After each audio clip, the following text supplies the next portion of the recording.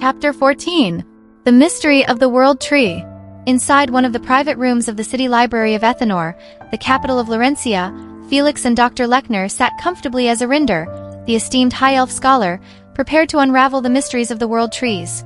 Errinder, a distinguished high elf, epitomizes grace and elegance with his tall, regal stature and finely chiseled features that lend him an almost ethereal appearance.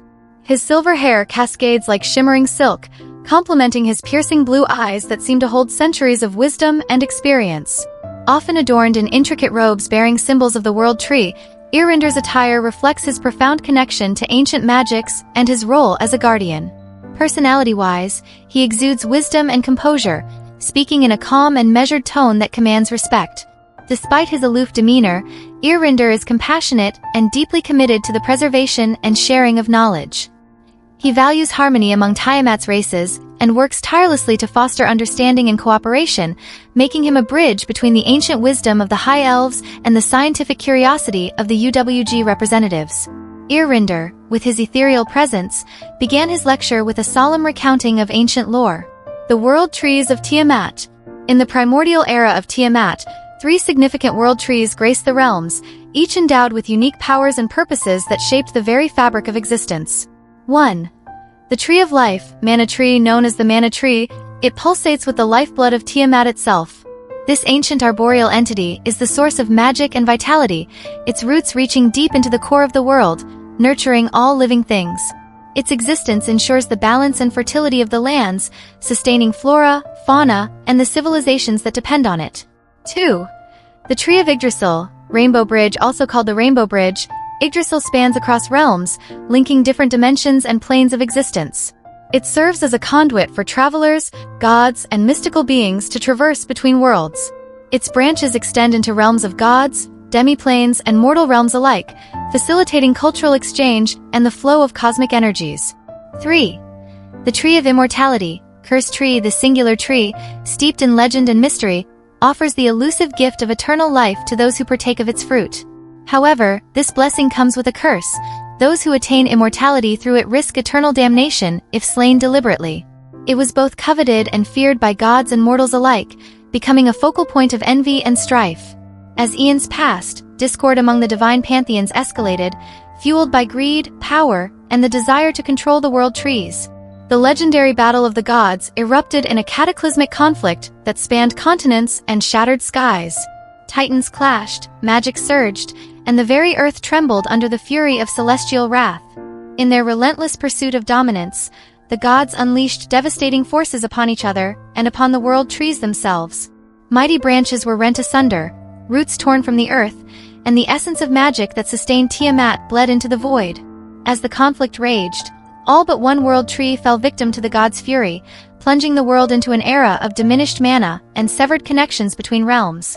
With the destruction of the world trees, interdimensional travel dwindled, isolating realms and severing ties between mortals and gods. The mana that once flowed abundantly across Tiamat diminished, leaving scars upon the land and ushering in an age of dwindling magic. Religions and faiths waned, their once vibrant beliefs fading into obscurity, save for the steadfast Church of Gaia, which persisted as a beacon of hope and stability amidst the chaos. Errinder's recounting painted a vivid tapestry of a world once vibrant with divine presence and cosmic harmony, now scarred by the echoes of ancient conflicts. As Felix and Dr. Lechner listened intently, they realized the profound implications of this history, a legacy of lost wisdom, fractured worlds, and the enduring quest to reclaim what was lost to the mists of time. Felix and Dr. Lechner hung on every word that Errinder spoke, their imaginations ignited by the epic tale of the world trees and the cataclysmic battle of the gods. As Errinder's narrative unfolded, painting vivid scenes of divine conflict and the repercussions that echoed through the ages, Felix found himself lost in contemplation, his mind racing to grasp the magnitude of what had transpired millennia ago. Dr. Lechner, usually composed and analytical, leaned forward eagerly, his scholarly curiosity piqued by the implications of such ancient history. The destruction of the world trees and the subsequent loss of interdimensional pathways struck him deeply, stirring thoughts of lost civilizations and forgotten knowledge. Errinder, sensing their fascination, continued his discourse, weaving in tales of dungeons scattered across Tiamat. These dungeons, he explained, were not mere labyrinths of stone and shadow, but were intricately linked to the remnants of ancient gods and the relics they left behind in their wake. These sacred places, once sanctuaries or battlegrounds, now lay dormant, holding secrets and artifacts that could unlock long-lost wisdom and power. Throughout Tiamat, dungeons bore the imprint of divine presence. Some held enchanted weapons forged in the fires of celestial forges, imbued with magic that surpassed mortal craftsmanship. Others contained tomes of arcane knowledge, written in languages long forgotten, detailing rituals and spells that defied conventional understanding. Errinder described how these dungeons, sealed by the gods themselves or hidden away in the depths of remote landscapes, awaited discovery by bold adventurers and intrepid scholars. Within their chambers lay not only treasures of material wealth, but also the potential to reshape the course of history. Legends spoke of artifacts capable of healing the scarred land, restoring mana to its former abundance, or even bridging the gaps between worlds once more. As Errinder concluded his lecture, Felix and Dr. Lechner exchanged a knowing glance, their minds alight with newfound purpose. The prospect of delving into these dungeons, uncovering relics that could illuminate the past and reshape the present, filled them with a sense of awe and determination. For Felix, it was a chance to unearth stories buried deep within the annals of time, to piece together the puzzle of Tiamat's fractured history. Dr. Lechner, drawn by the promise of scientific discovery intertwined with mystical lore, saw in these dungeons a repository of knowledge that could revolutionize their understanding of magic and its implications for modern civilization. With gratitude, they thanked Errinder for his enlightening discourse, knowing that their journey had only just begun.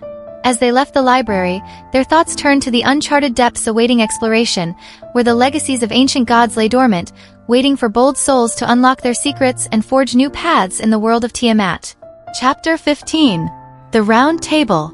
At the heart of Lorencia Castle, within a secret chamber, a round table was surrounded by figures of great stature and influence. King Dassius, Archmage Elowen, Chancellor Alastair Cain, Adventurers Guild Master Roland Silverhand, and Headmaster of the Magic Academy Cedric Ravenshadow sat facing each other, their expressions grave and contemplative. King Dassius, exuding an aura of regal excellence, took the lead. "Gentlemen, our visitors from the surface world have arrived as planned. Although they lack understanding of mana and its uses, their scientific technology is remarkable and worth considering. With the mana tree's reserves depleting, we are increasingly reliant on the dwarves' supply of mana stones." Chancellor Alastair Cain leaned forward, his brow furrowed in concern. "Your Majesty, the dwindling of the mana tree's reserves is alarming. We've already noticed the strain on our magical infrastructure.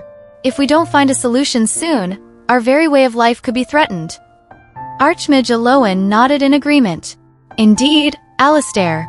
My king, allow me to report my findings from our interactions with the surface dwellers." He produced a sleek device given to him by Jean Hayashi.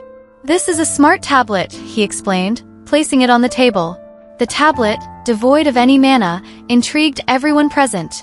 For the first time, they were witnessing a device that operated without the magical energy they relied upon. King Dassius's eyes widened with amazement. "Elowen, how does this device function without mana?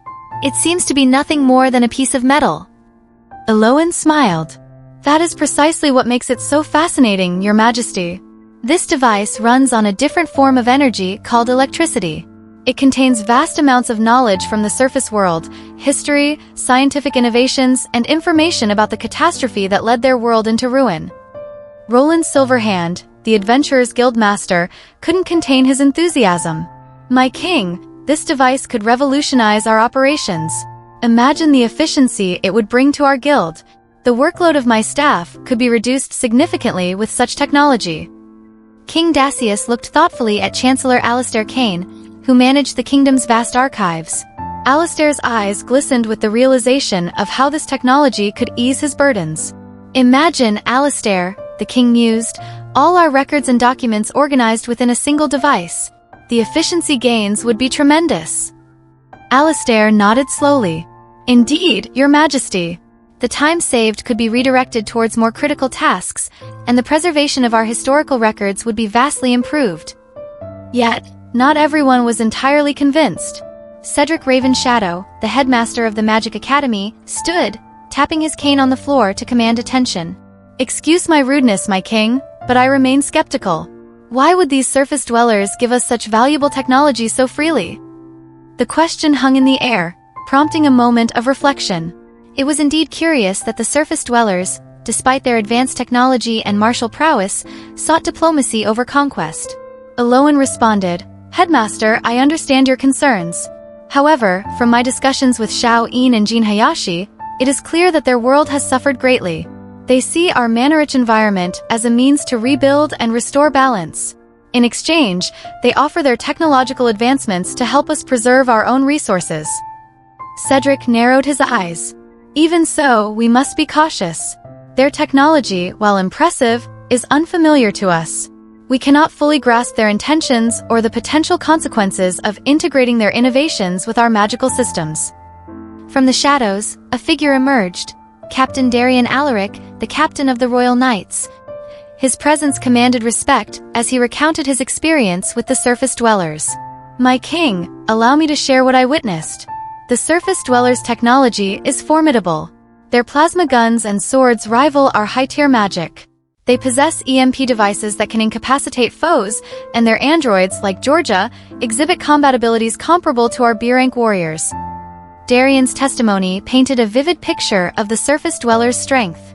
Despite their advanced military capabilities, they chose to engage in peaceful exchange rather than domination. Roland leaned forward, intrigued. "Tell us more about these weapons, Darian. How do they compare to our own?" Darian nodded. "The plasma gun fires projectiles akin to high-tier magic fireballs, but with greater speed and precision. The plasma sword, while slower, can cut through the thickest monster scales with ease. The EMP device releases a shockwave that stuns enemies, similar to our intimidation spells, but without the need for mana." King Dassius, absorbing the implications, spoke with renewed resolve. "Their willingness to share their technology and knowledge offers us an unparalleled opportunity. We must embrace this alliance. By integrating their scientific advancements with our magical heritage, we can find new ways to preserve the mana tree and ensure our world's future." The room collectively acknowledged the king's wisdom. An alliance with the surface world not only promised technological advancements, but also a chance to bridge the gap between their two civilizations. Cedric, though still cautious, softened his stance. "If we proceed carefully, ensuring that our magical heritage remains intact while exploring their technological offerings, this alliance could indeed be beneficial. We must be vigilant but open to the possibilities."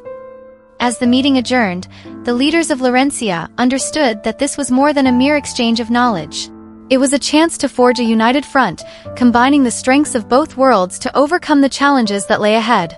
With newfound determination, they set forth on a path of cooperation and mutual understanding, ready to explore the untapped potential of their alliance with the surface world and the promising future it held for the realm of Tiamat. Chapter 16. Return to the Divine Sword Sect. Ryodan soared through the skies on his flying sword, leaving the bustling city of Lorencia far behind. Ahead, the majestic floating islands of his sect came into view, their grandeur unrivaled. These islands hovered above the outskirts of Lorencia, suspended in the air by powerful mana currents. Waterfalls cascaded from the island's edges, creating streams of crystalline water that shimmered in the sunlight, making the entire scene look heavenly. The mist rising from the waterfalls formed rainbows, adding to the ethereal beauty of the floating islands. As Ryodan approached, he saw the Divine Sword Sect encapsulated by a shimmering mana barrier. This protective shield safeguarded the sect from enemies and monstrous attacks. He flew closer, the sect gates coming into view. 2 guards were stationed at the entrance, standing vigilant. Above the gates, the name Divine Sword Sect was inscribed in elegant calligraphy. Ryodan dismounted from his flying sword and presented his identity card to the guards. Recognizing him, they respectfully opened the gates. Inside the sect courtyard, the intricacy of the buildings and statues of great heroes caught his eye. The architecture was a blend of ancient artistry and modern elegance, with intricate carvings depicting historical battles and legendary figures. In the training yard, sect disciples practiced diligently under the watchful eye of their instructor. The sound of clashing swords and focused shouts filled the air as they honed their skills. Nearby, other members were busy with their daily chores, sweeping the floors, raking leaves, and maintaining the sect's pristine environment. Ryodan greeted his friends and colleagues briefly before making his way to the sect's main hall. There, the sect master, the 10 elders, and some of the top elites of the sect were gathered. The sect master, Master Hiroshi, sat at the head of the table, exuding an aura of wisdom and authority. The elders were seated in a semicircle around him. As Ryodan entered, all eyes turned to him, waiting in anticipation. He bowed deeply to show his respect before recounting the events of the expedition. He described the intricacy of the surface dwellers' scientific weapons and equipment, and elaborated on the benefits of integrating this technology to enhance the effectiveness of their cultivators. By adopting their technology, we can increase the efficiency and effectiveness of our training and combat techniques, Ryodan explained. Their advancements in quantum mechanics and nuclear fusion technology produce a different type of energy that could revolutionize our understanding of the world and its mysteries. He then addressed the issue of mana depletion.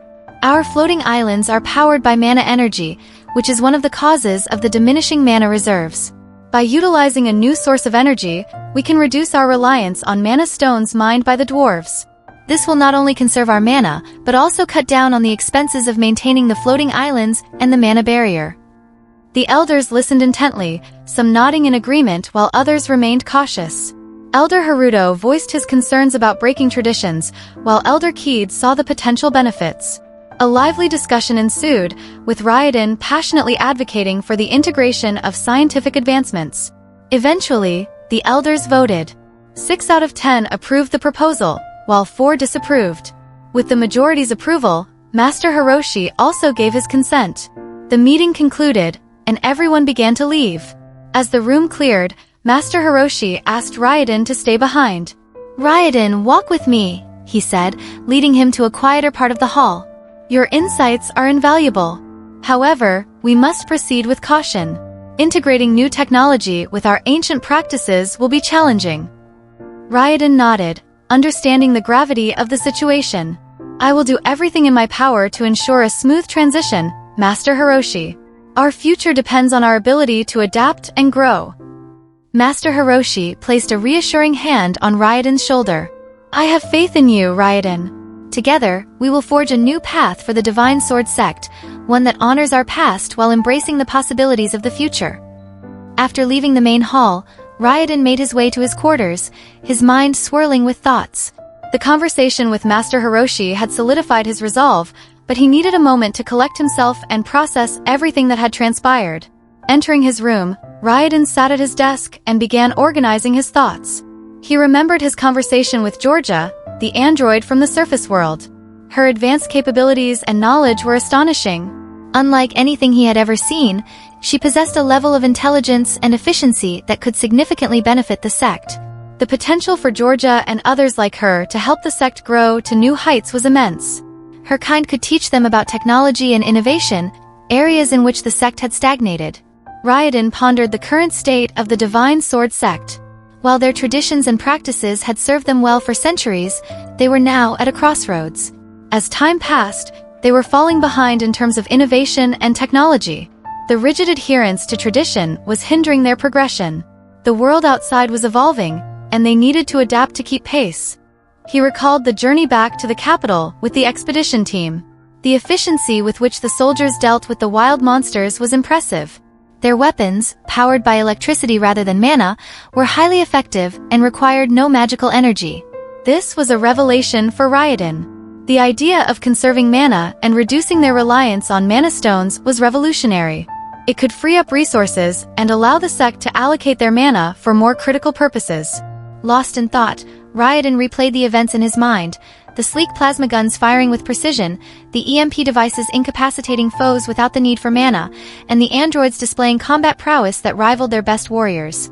The surface dwellers had developed a way to harness energy that was different from mana, and this knowledge could transform the sect's approach to cultivation and defense. As he contemplated these possibilities, fatigue from the long day began to set in. Ryodan's eyelids grew heavy, and he found himself drifting off to sleep. His mind, still buzzing with ideas and plans for the future, slowly quieted. In his dreams, he envisioned a harmonious blend of tradition and innovation, where the Divine Sword sect thrived, drawing strength from both their ancient heritage and the newfound technological advancements.